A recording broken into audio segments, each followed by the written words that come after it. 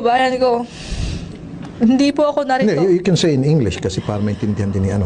All my fellow Filipinos, now this is my side. Listen, look, and listen, and learn.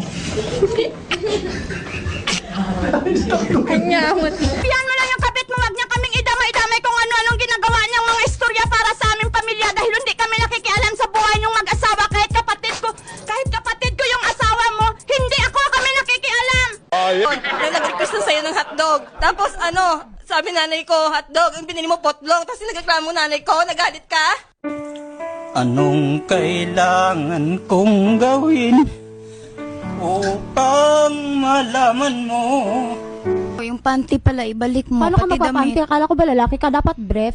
Babae pa rin ako kahit ganito ako, nagpapanty ako. Dala ko po yung sinabi niya na bagong panty. Dala mo dyan ngayon. Isusoli mo ngayon natin yung picture ni Mr. Okay? Ayan, picture.